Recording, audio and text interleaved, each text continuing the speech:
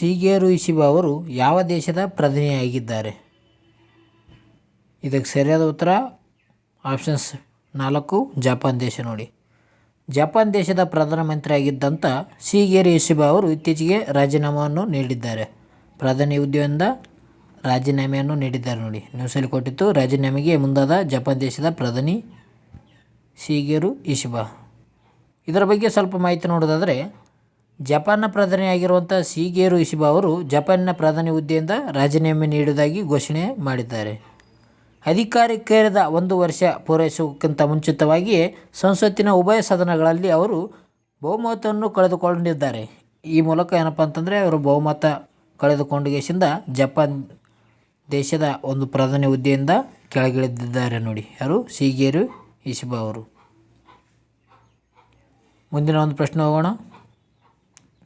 ಮುಂದಿನ ಒಂದು ಪ್ರಶ್ನೆ, ಸ್ವಾಭಿಮಾನ ಚಳವಳಿಯನ್ನು ಯಾರು ಪ್ರಾರಂಭಿಸಿದರು?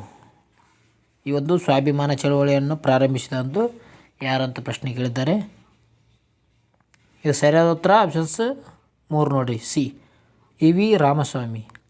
ಸ್ವಾಭಿಮಾನ ಚಳವಳಿಯನ್ನು ಏನು ಮಾಡ್ತಾರಂದ್ರೆ ಇ.ವಿ. ರಾಮಸ್ವಾಮಿ ಅವರು ಈ ಒಂದು ತಮಿಳುನಾಡಿನಲ್ಲಿ ಸ್ಥಾಪನೆ ಮಾಡ್ತಾರೆ. ಇ.ವಿ. ರಾಮಸ್ವಾಮಿ ಅವರು.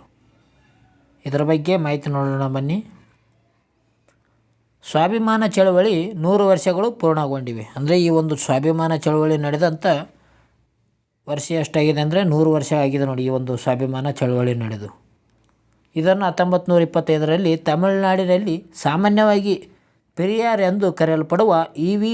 ರಾಮಸ್ವಾಮಿ ಅವರು ಏನು ಮಾಡ್ತಾರೆ ಅಂದರೆ ಇದನ್ನು ಸ್ಥಾಪನೆ ಮಾಡ್ತಾರೆ. ಇ.ವಿ. ರಾಮಸ್ವಾಮಿ ಅವರು 1925ರಲ್ಲಿ. ಅಂದರೆ ಈ ಸ್ವಾಭಿಮಾನ ಚಳವಳಿ ಯಾವ ವರ್ಷ ನಡೀತಂತ ಪ್ರಶ್ನೆ ಕೇಳ್ಬೋದು. ಅಂದರೆ 1925ರಲ್ಲಿ ಏನು ನಡೀತದೆ ಅಂದರೆ ಈ ಒಂದು ಸ್ವಾಭಿಮಾನ ಚಳವಳಿ ನಡೀತದೆ. ಇದನ್ನು ಯಾರಪ್ಪ ಅಂತಂದರೆ ಸ್ಥಾಪಕ ಇ.ವಿ. ರಾಮಸ್ವಾಮಿ ಅವರು ಇರ್ತಾರೆ ನೋಡಿರಿ. ಇದು ಎಲ್ಲಿ ನಡೀತದೆ ಅಂದರೆ ತಮಿಳುನಾಡಿನಲ್ಲಿ. ಪೆರಿಯಾರ್ ಅವರು ಜ್ಯೋತಿಬಾ ಫುಲೆ ಅವರು ಮತ್ತು ಬಿ.ಆರ್. ಅಂಬೇಡ್ಕರ್ ಅವರ ಸುಧಾರಕರಿಂದ ಪ್ರಭಾವಿತರಾಗಿ ಈ ಒಂದು ಚಳವಳಿಯನ್ನು ಸ್ಥಾಪನೆ ಮಾಡ್ತಾರೆ ನೋಡಿರಿ. ಜ್ಯೋತಿಬಾ ಫುಲೆ ಮತ್ತು ಬಿ.ಆರ್. ಅಂಬೇಡ್ಕರ್ ಅವರಿಂದ ಏನು ಮಾಡ್ತಾರೆ ಅಂದರೆ ಇವರು ಪ್ರಭಾವವನ್ನು ಪಡೆದುಕೊಂಡು ದೇಶದಿಂದ ಈ ಒಂದು ಚಳವಳಿಯನ್ನು ಸ್ಥಾಪನೆ ಮಾಡ್ತಾರೆ. ಇವರು ಕುಡಿಯರಸು ಎಂಬ ತಮಿಳು ವಾರಪತ್ರಿಕೆ ಪ್ರಕಟಣೆ ಮಾಡ್ತಾರೆ. ಜೊತೆಗೆ ವೈಕೋಮ್ ಸತ್ಯಾಗ್ರಹದಲ್ಲಿ ಕೂಡ ಇವರು ಭಾಗವಹಿಸುತ್ತಾರೆ. ಯಾರು? ಇ.ವಿ. ರಾಮಸ್ವಾಮಿ ಅವರು ಏನು ಮಾಡ್ತಾರೆ ಅಂದರೆ ಈ ಒಂದು ತಮಿಳುನಾಡು ವಾರಪತ್ರಿಕೆಯನ್ನು ಪ್ರಕಟಣೆ ಮಾಡ್ತಾರೆ. ವೈಕೋಮ್ ಎಂಬ ಸತ್ಯಾಗ್ರಹದಲ್ಲಿ ಕೂಡ ಇವರು ಭಾಗವಹಿಸುತ್ತಾರೆ.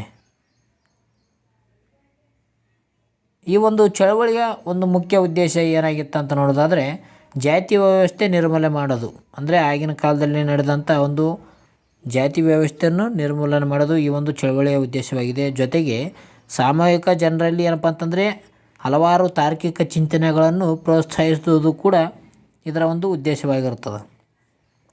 ಬ್ರಾಹ್ಮಣ ಸಂಪ್ರದಾಯಗಳ ಪ್ರಾಬಲ್ಯವನ್ನು ವಿರೋಧಿಸುವುದು ಕೂಡ ಇದರ ಒಂದು ಉದ್ದೇಶವಾಗಿರ್ತದೆ. ಅಂದರೆ ಬ್ರಾಹ್ಮಣರು ಹೆಚ್ಚು ಒಂದು ಪ್ರಾಬಲ್ಯವನ್ನು ಹೊಂದಿರ್ತಾರೆ. ಆಗಿನ ಕಾಲದಲ್ಲಿ ಏನು ಮಾಡಿರ್ತಾರೆ ಅಂದರೆ ಬ್ರಾಹ್ಮಣರು ಸಂಪ್ರದಾಯಗಳಲ್ಲಿ ಏನಪ್ಪ ಅಂತಂದರೆ ಅತ್ಯಂತ ಹೆಚ್ಚು ಪ್ರಾಬಲ್ಯವನ್ನು ಹೊಂದಿರುವಂಥ ವ್ಯಕ್ತಿಗಳಾಗಿರ್ತಾರೆ. ಇವರ ಒಂದು ಪ್ರಾಬಲ್ಯವನ್ನು ಕಡಿಮೆ ಮಾಡಲು ಸಲುವಾಗಿ ಇವರು ವಿರೋಧವನ್ನು ಮಾಡುತ್ತಾರೆ. ಅದೇ ರೀತಿಯಾಗಿ ಈ ಒಂದು ಆಂದೋಲನಗಳಿಂದ ಏನಪ್ಪ ಅಂತಂದರೆ ದೇವದಾಸಿ ಪದ್ಧತಿ, ಜಾತಿ ತಾರತಮ್ಯ ಮತ್ತು ವಿಧವಾ ಪುನರ್ವಿವಾಹ ಮೇಲಿನ ನಿರ್ಬಂಧಗಳನ್ನು ವಿರೋಧಿಸಿ ಸಾಮಾಜಿಕ ಸಮಾನತೆ ಉತ್ತೇಜಿಸುವುದು ಇದರ ಒಂದು ಈ ಚಳವಳಿಯ ಮುಖ್ಯ ಉದ್ದೇಶವಾಗಿರ್ತದೆ ನೋಡಿರಿ. ದೇವದಾಸಿ ಪದ್ಧತಿ ಆಗಿರ್ಬೋದು, ಜಾತಿ ತಾರತಮ್ಯ ಮತ್ತು ವಿಧವಾ ಪುನರ್ವಿವಾಹ ಒಂದು ಮೇಲಿನ ನಿರ್ಬಂಧನೆಯನ್ನು ಕೊನೆಗಾಣಿಸುವುದು ಈ ಒಂದು ಅಂದರೆ ಚಳವಳಿಯ ಉದ್ದೇಶವಾಗಿರ್ತದೆ. ಮುಂದಿನ ಒಂದು ಪ್ರಶ್ನೆ ಹೋಗೋಣ.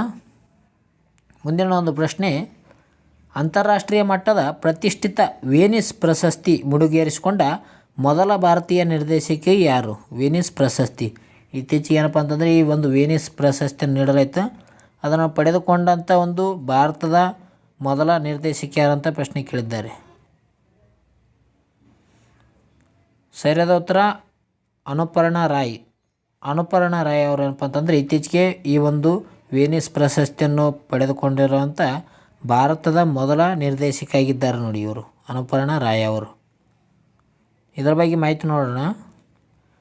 ಇಟಲಿಯಲ್ಲಿ ನಡೆದಂಥ ಒಂದು ಪ್ರಖ್ಯಾತ ವೆನಿಸ್ ಚಿತ್ರೋತ್ಸವದಲ್ಲಿ ಭಾರತೀಯ ಯುವ ನಿರ್ದೇಶಕಿಯಾಗಿರುವಂಥ ಅನುಪರ್ಣಾ ರಾಯ್ ಅವರು ಅಂತಾರಾಷ್ಟ್ರೀಯ ಮಟ್ಟದ ವೆನಿಸ್ ಪ್ರಶಸ್ತಿಯನ್ನು ಮುಡಿಗೇರಿಸಿಕೊಂಡಿದ್ದಾರೆ. ಈ ಮೂಲಕ ಒಂದು ವಿದೇಶದ ಪ್ರತಿಷ್ಠಿತ ವೆನಿಸ್ ಪ್ರಶಸ್ತಿ ಪಡೆದಂಥ ಮೊದಲ ಭಾರತೀಯ ಮಹಿಳಾ ನಿರ್ದೇಶಕಿ ಎಂಬ ಒಂದು ಗೌರವಕ್ಕೆ ಪಾತ್ರರಾಗಿದ್ದಾರೆ. ಯಾರು? ಅನ್ನಪೂರ್ಣಾ ರಾಯ್ ಅವರು. ಅನ್ನಪೂರ್ಣಾ ರಾಯ್ ಅವರು ಏನಪ್ಪ ಅಂತಂದರೆ ಈ ಒಂದು ಇತ್ತೀಚೆಗೆ ವೆನಿಸ್ ಪ್ರಶಸ್ತಿಯನ್ನು ಪಡೆದುಕೊಂಡರು.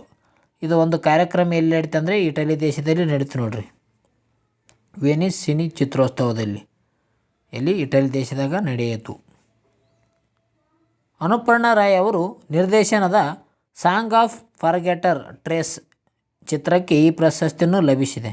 ಈ ಒಂದು ಅನ್ನಪೂರ್ಣಾ ರಾಯ್ ಅವರು ಯಾವ ಒಂದು ನಿರ್ದೇಶಕನ ಚಿತ್ರ ಅಂದರೆ ಸಾಂಗ್ ಆಫ್ ಫಾರ್ಗೆಟನ್ ಟ್ರೇಸ್. ಈ ಒಂದು ಚಿತ್ರಕ್ಕೆ ಏನಪ್ಪ ಅಂತಂದರೆ ಇವರಿಗೆ ವೆನಿಸ್ ಪ್ರಶಸ್ತಿಯನ್ನು ನೀಡಲಾಗಿದೆ. ನಿಮಗೇನಾದರೂ ಈ ಒಂದು ವಿಡಿಯೋ ಇಷ್ಟ ಆಯ್ತು ಅಂದರೆ ಬೇಗನೆ ಲೈಕ್ ಮಾಡಿ ಫ್ರೆಂಡ್ಸ್. ಓಕೆ, ಮುಂದಿನ ಒಂದು ಪ್ರಶ್ನೆ ಹೋಗೋಣ. ಮುಂದಿನ ಒಂದು ಪ್ರಶ್ನೆ, ಮದರ್ ಮಾರಿ ಕಮ್ಸ್ ಟು ಮೀ ಇದು ಯಾರ ಆತ್ಮಚರಿತ್ರೆ ಆಗಿದೆ? Mother Mary comes to me ಇದು ಯಾರ ಆತ್ಮಚರಿತ್ರೆ? ಸರಿಯಾದ ಉತ್ತರ ಆಪ್ಷನ್ಸ್ ಎ ನೋಡಿ, ಅರುಂಧತಿ ರಾಯ್ ಅವರ ಇದೊಂದು ಆತ್ಮಚರಿತ್ರೆ ಆಗಿದೆ. ಅರುಂಧತಿ ರಾಯ್ ಅವರ ಇದೊಂದು ಆತ್ಮಚರಿತ್ರೆ ಯಾವುದು? Mother Mary comes to me.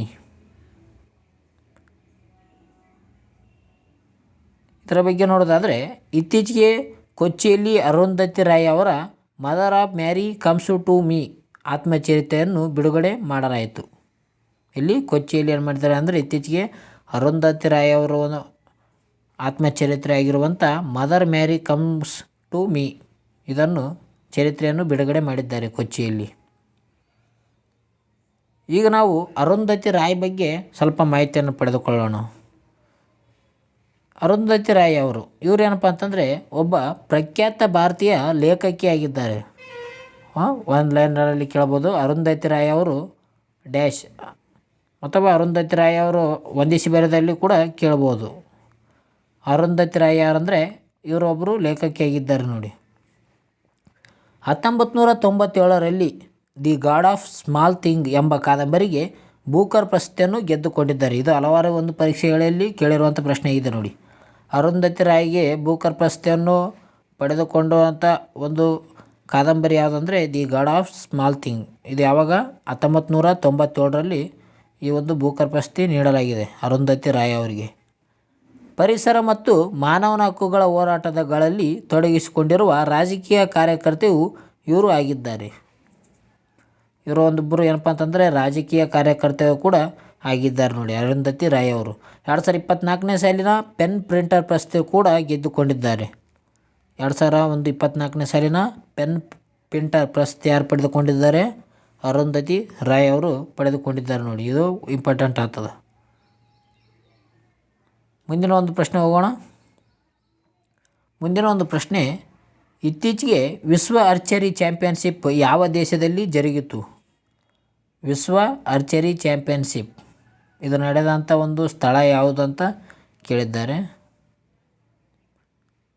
ಇದಕ್ಕೆ ಸರಿಯಾದ ಉತ್ತರ ಆಪ್ಷನ್ಸ್ 1 ನೋಡಿ, ದಕ್ಷಿಣ ಕೊರಿಯಾ. ದಕ್ಷಿಣ ಕೊರಿಯಾದಲ್ಲಿ ಈ ಒಂದು ವಿಶ್ವ ಆರ್ಚರಿ ಚಾಂಪಿಯನ್ಶಿಪ್ ನಡೆದಿದೆ.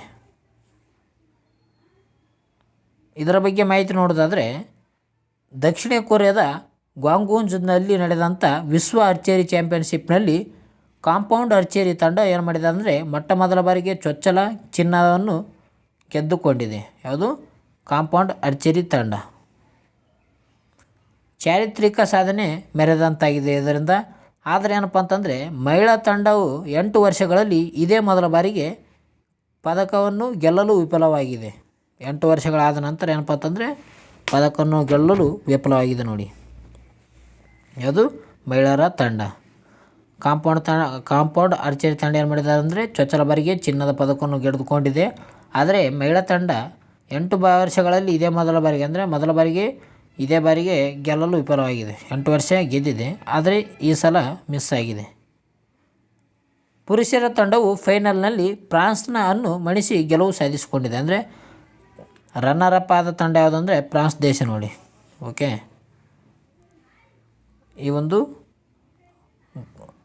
ವಿಶ್ವ ಆರ್ಚರಿ ಚಾಂಪಿಯನ್ಶಿಪ್ ರನ್ನರ್ ಅಪ್ ಆದ ತಂಡ ಫ್ರಾನ್ಸ್ ಆಗಿದೆ ನೋಡಿ.